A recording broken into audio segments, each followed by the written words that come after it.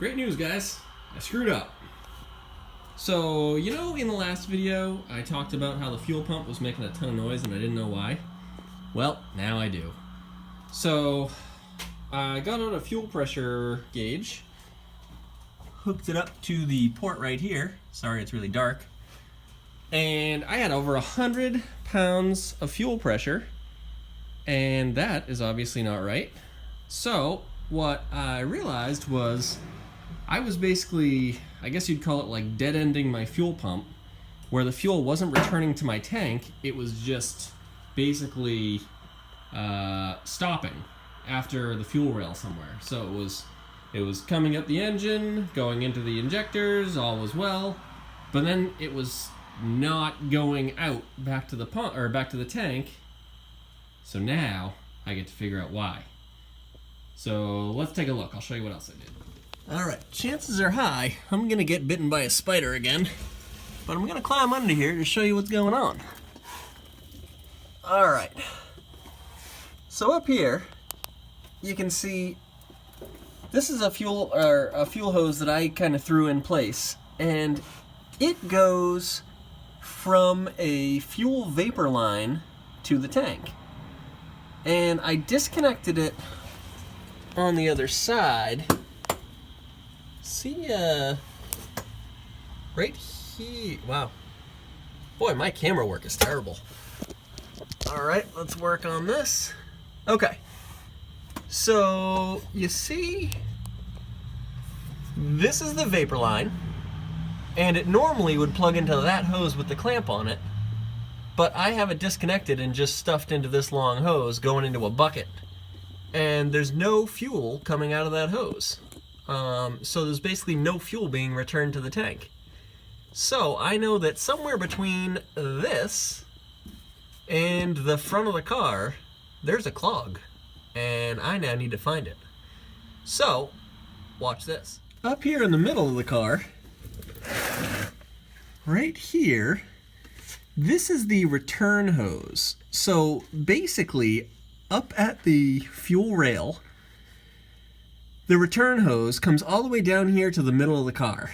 And this is where it connects to the vapor line, which was like an emissions hose or well, it's exactly that.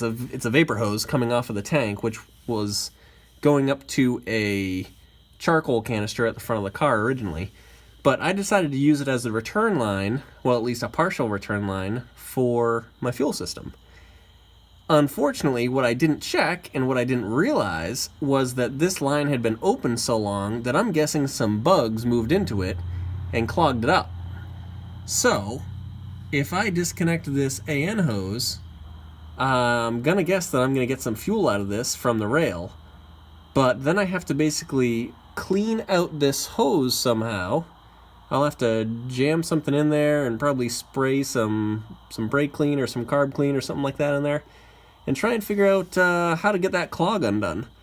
And if I can't do that, then I'll either have to make another line or get another length of AN hose to basically connect to this one and then run all the way up to the return on the tank.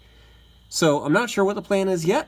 Step one is I'm going to remove this clamp and pull it off the vapor hose and see if I can unclog whatever's clogging the hose. Okay, so I've disconnected the hose, a little bit of fuel poured out of the AN hose, and I tucked it up out of the way, and now I am going to throw a little bit of carb cleaner in both ends of the hose, and then I'm going to try and blow it out with an air hose and see what happens. It's either going to do nothing or it's going to blow a bunch of crap out of the line. So we'll see what happens. Okay, so we're under here. One trick that I always like to use is guitar string. I know absolutely zero but all music and guitars, but a while ago a friend of mine gave me some guitar string to use to clean out carburetors with, and it's also great for feeding in fuel line that is clogged up. The problem is that none of this matters. And the reason it doesn't matter is because if you follow all the way down here,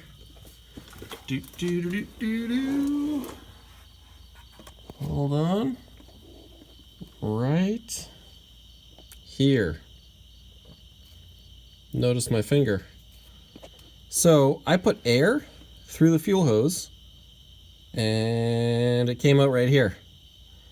So I basically have no choice but to replace it at this point.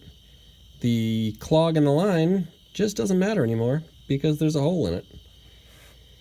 So I'm going to probably hop on the old internet and see how much like 20 feet of -6 AN hose is.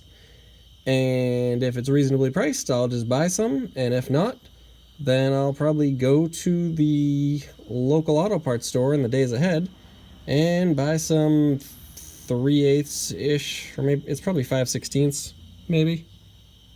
I'm not sure. Either way, I'll figure out what it is, and I'll go buy a whole long length of that, and I'll make a whole new return hose. So, that's where I'm at, and I'm stopping for now. So, I guess we'll see you next time.